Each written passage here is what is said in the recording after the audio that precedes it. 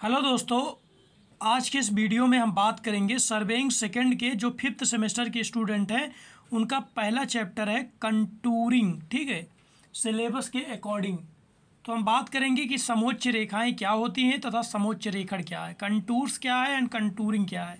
ठीक, तो इसमें एक पहेली लिखी है, मैं हूँ ऊंचा या तू है नीचा, इसका निर्णय करेगा कौन, समोच्च रेखा पर हो जा खड़ी और रख अपने को मौन। इसका मतलब यही है कि एक समोच्च रेखा पर खड़े हो जाओ, सब वहाँ से सारी चीज़ें बराबर दिखती हैं, जो छोटा है छोटा दिखेगा, जो बड़ा होगा बड़ा दिखेगा। ठीक है, तो हम सबसे पहले बात करें कंटूर रेखा क्या है, समोच्च रेखा क्या है, किसे कहते हैं। ठीक है, ऐसी रेखा जिस पर स्थित सभी बिंदुओं की निर्देश तल से उच्चता समान हो को समोच्च रेखा कहते हैं। ठीक है, निर्देश तल जो हमारा समुद्र माध्य तल है, मीन सी लेवल है, उसे कहते हैं। ठीक है, सर्वेक्षण कार्यों के लिए निर्देश तल या माध्य समुद्री तल लिया जाता है। देख लीजिए, माध्य समुद्री तल निर्देश तल को लिया जाता है। भूमि पर ऐसी रेखा की कल्पना की जा सकती है, परंतु कंटूर पर इसे दर्शाना संभव है। धरती पर केवल एक काल्पनिक है, लेकिन नक्शों पर इसे वास्तविक दर्शाया जा सकता है। उदाहरण के लिए झील का शांत जल एक समतल सतह प्रदर्शित करता है और इसकी सतह पर स्थित सभी बिंदुओं का समानीत तल एक ही होता है। इसकी परिधि पर पानी से जो स्पर्श रेखा बन जाती है उसके सभी बिंदुओं की उच्चता समान होती है, एक समोच्च रेखा कहलाती है। मान लो झील के सूखने पर पानी का तल 1 मीटर नीचे चला जाता है। अब नीचे उतरे पानी की सतह जो नई परिधि पर अन्य स्पर्श रेखा बनाएगी उसके भी सभी बिंदुओं की उच्चता समान होगी, परंतु यह एक अन्य मान वाली समोच्च रेखा कहलाएगी। यह मान समोच्च रेखा के मान से 1 मीटर कम होगा। इसी प्रकार झील के भरने पर पानी का तल ऊपर उठता है और उच्च मान वाली समोच्च रेखा दिख पड़ती है। नक्शे प्लान की उपयोगिता और अधिक बढ़ जाती है जब इस पर स्थित बिंदुओं की क्षैतिज स्थिति के साथ साथ इसकी सापेक्ष उच्चता की भी दर्शाया जा सकता है। ठीक है, अब ये हमारा तालाब दिया गया है। तालाब के बारे में बताया गया है कि तालाब में जो पानी भरा होता है उसकी ऊंचाई समान होती है, उससे कोई भी चीज़ मापते हैं तो हमें बराबर दिखता है। ठीक है, उसी के बारे में इसमें बताया गया है। अब हम बात करते हैं कंटूरिंग क्या होता है, समोच्च रेखण क्या होता है। ठीक है, ये देखिए थ्योरेटिकल चीज़ें दी गई हैं, इसमें दिया गया है, इसको अच्छे से पढ़ लीजिए। समान उच्चता वाली रेखाओं द्वारा प्रदर्शित करने के लिए कार्य को समोच्च रेखण कहते हैं। नक्शे को समोच्च रेखी मानचित्र मैप कहा जाता है। ठीक है,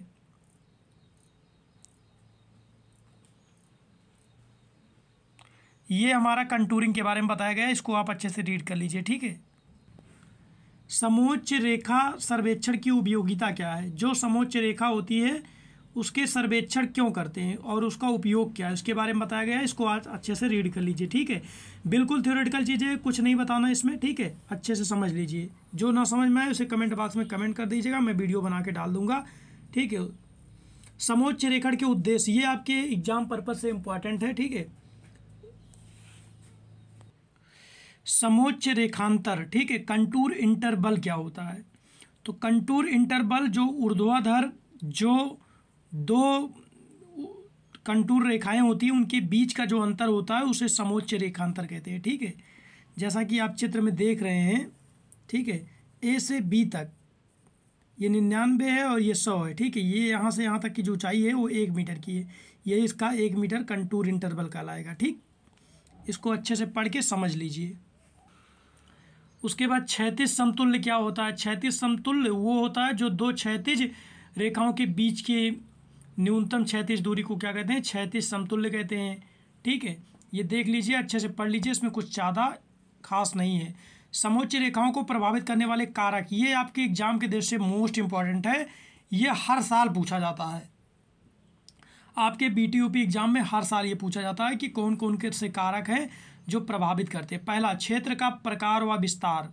दूसरा, कार्य का उद्देश्य। तीसरा, नक्शे का पैमाना। चौथा, उपलब्ध धन व समय। ये 4 चीज़ें हैं जो समोच्च रेखाओं को प्रभावित करती हैं। एक एक करके इनके बारे में पढ़ लीजिए। ठीक है, नक्शे के लिए समोच्च रेखांतर क्या होता है देख लीजिए। ठीक है, जो चीज़ ना समझ में आए हमारे कमेंट बॉक्स में इस वीडियो के कमेंट में कमेंट कर देना, उसका वीडियो मैं अलग से बना दूंगा। ठीक है, अभी इस वीडियो में केवल बेसिक चीज़ें बताई जा रही हैं। ठीक है, पूरे चैप्टर का केवल एक ओवरव्यू दिया जा रहा है, ठीक है। बाकी मैं एक एक टॉपिक का अलग अलग वीडियो बना दूंगा। तो ये क्वेश्चन समोच्च रेखाओं के अभिलक्षण क्या है, ठीक है। ये क्वेश्चन तो समझ लीजिए 110% आपके एग्जाम में आएगा। हर साल मैंने क्वेश्चन बैंक उठा के देखा है, प्रीवियस ईयर क्वेश्चन पेपर उठा के देखा है कि हर साल ये क्वेश्चन पूछा जाता है, ठीक है। ये अच्छे से पढ़ लीजिए। समोच्च रेखाओं के अभिलक्षण क्या हैं इनके बारे में बताया गया है, ठीक है। सब एक एक करके अच्छे से पढ़ लीजिए, इसको समझ लीजिए, ठीक है। ये है समोच्च रेखाओं के अभिलक्षण, विशेषताएं जिसे हम कहते हैं। समोच्च रेखीय मानचित्र का उपयोग, जो समोच्च रेखाएं होती हैं उनके जो मानचित्र यानी मैप बनता है उसका उपयोग क्या है। तो पहला स्थलाकृति का भान कराती है, दूसरा संरेखण का निर्धारण करती है, तीसरा जलाशय की धारिता ज्ञात करती है, अपवाह क्षेत्र का पता चलता है, जल निकास क्षेत्र का पता चलता है, परिच्छेद खींचना पता चलता है, अदृश्यता का पता चलता है, भराव कटाव का ब्यौरा पता चलता है, ठीक है। तो ये है समोच्च रेखाओं की प्रकार, कितने टाइप से समोच्च रेखाएं होती हैं, ठीक है। तो समोच्च रेखाएं जो हैं वो दो प्रकार की होती है। पहला समतल समोच्च रेखा, दूसरा समोच्च ढाल रेखा। इसको पढ़ लीजिए, थ्योरेटिकल चीज़ें हैं, ठीक है। समोच्च रेखण की विधियां कौन कौन सी हैं। समोच्च रेखाएं जो खींची जाती हैं उनको कितने विधियों से खींचा जा सकता है। दो विधियां हैं, प्रत्यक्ष विधि, परोक्ष विधि, जिसमें से प्रत्यक्ष विधि इंपॉर्टेंट है, इसको अच्छे से पढ़िएगा, ठीक है। तो पहला हम बात करते हैं समोच्च रेखाओं की प्रत्यक्ष विधि कौन सी है, कैसे होती है, ठीक है। समोच्च रेखाओं को खींचने के लिए दो चीज़ों पर कमांड करना पड़ता है। जो प्रत्यक्ष विधि है उसमें पहला ऊर्ध्वाधर नियंत्रण करना पड़ता है, दूसरा क्षैतिज नियंत्रण। ये दोनों नियंत्रण अगर आपका हो गया तो आप समझ लीजिए प्रत्यक्ष कंटूर लाइन खींच सकते हैं, ठीक है। तो ये इसकी प्रक्रिया क्या है, कैसे खींचते हैं उसके बारे में बताया गया है, ठीक है। एक एक करके इसको पढ़ लीजिए अच्छे से। ये समोच्च रेखा की प्रत्यक्ष विधि आपके एग्जाम में भी आता है।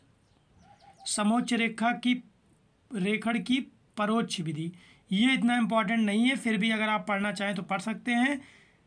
अप्रत्यक्ष विधि ये जो है उसको तीन भागों में बांटा गया, वर्ग विधि, अनुप्रस्थ परिच्छेद विधि, त्रिज्य रेखा विधि या टाइकोमेट्री विधि, ठीक है। एक एक करके हम देखते हैं, समझते हैं, ठीक है। वर्गों द्वारा समोच्च रेखण कैसे करते हैं, अनुप्रस्थ परिच्छेद द्वारा समोच्च रेखण कैसे करते हैं उसके बारे में बताया गया, पढ़ लीजिए अच्छे से। जो चीज़ समझ में ना आए उसे कमेंट बॉक्स में कमेंट कर दीजिएगा, उसका वीडियो अलग से मैं आपको प्रोवाइड कर दूंगा, ठीक है। छोटे छोटे टॉपिक अलग अलग वीडियो बना के मैं प्रोवाइड कर दूंगा, ठीक है। ये त्रिज्य रेखीय विधि है, फिर टाइकोमेट्री द्वारा समोच्च रेखण खींचा गया है, इसको पढ़ लीजिए, ठीक। अब दोनों जो समोच्च रेखण विधियों की तुलना की गई, प्रत्यक्ष विधि और परोक्ष विधि, जो दोनों विधियों से जो समोच्च रेखाएं खींची जाती हैं दोनों का तुलना की गई है। केवल थ्योरेटिकल चीज़ें हैं, पढ़ लीजिए अच्छे से, ठीक है। समोच्च रेखाओं का अंतर्वेशन कैसे होता है उसके बारे में बताया गया है। तीन तरीके से अंतर्वेशन किया जा सकता है। पहला है अनुमान विधि, दूसरा गणितीय विधि, तीसरा लेखा चित्रीय ग्राफीय विधि, ठीक है। तीन विधियों से समोच्च रेखण का अंतर्वेशन होता है। ये है गणितीय संगणना विधि द्वारा अंतर्वेशन, ठीक है।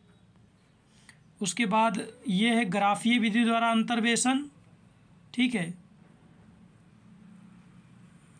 ये ग्राफीय विधि द्वारा अंतर्वेशन कर रहे हैं। अब हम बात कर लेते हैं नक्शे पर समोच्च रेखाएं कैसे खींचते हैं, ठीक है। नक्शे पर समोच्च रेखाएं कैसे खींचते हैं उसके बारे में बताया गया, अच्छे से पढ़ लीजिए इसको, ठीक है। उसके बाद समोच्च ढाल रेखा द्वारा सड़क, नहर, रेल पटरी का संरेखण निर्धारित करना, ठीक है। जो समोच्च ढाल रेखा होती है उसे सड़क, नहर, रेल पटरी का संरेखण को निर्धारित कैसे किया जाता है, ठीक है। उसके बाद आपका आ गया समोच्च रेखीय नक्शे द्वारा जलाशय की धारिता ज्ञात करना। ये आपके लिए इम्पॉर्टेंट हो जाएगा, ठीक है। समोच्च रेखा द्वारा कैसे जलाशय की धारिता ज्ञात करते हैं, ये फार्मूला आपके लिए इंपॉर्टेंट हो जाएगा, इसको अच्छे से रीड कर लीजिए, आपके एग्जाम में ये भी क्वेश्चन फिक्स है।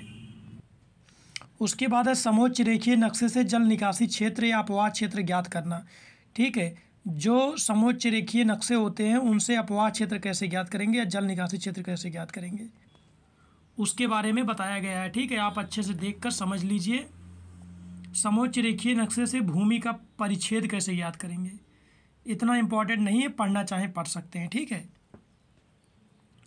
इस प्रकार से आपका पहला चैप्टर समोच्च रेखा यानी कंटूर लाइन ख़त्म हो जाता है, ठीक है। अगर समोच्च रेखा में कोई कंसेप्ट आपको नहीं समझ में आता है तो आप कमेंट बॉक्स में कमेंट कर दीजिएगा, मैं उसका वीडियो बना के डाल दूंगा, वहाँ से देख लीजिएगा, ठीक है। मैं इस वीडियो के माध्यम से केवल आपको एक ओवरव्यू देना चाहता हूँ कि हमें असल में इसमें पढ़ना क्या है, ठीक है। आने वाले नेक्स्ट लेक्चर में हम दूसरे चैप्टर के बारे में डिस्कस करेंगे जो है थियोडोलाइट सर्वेक्षण, ठीक है।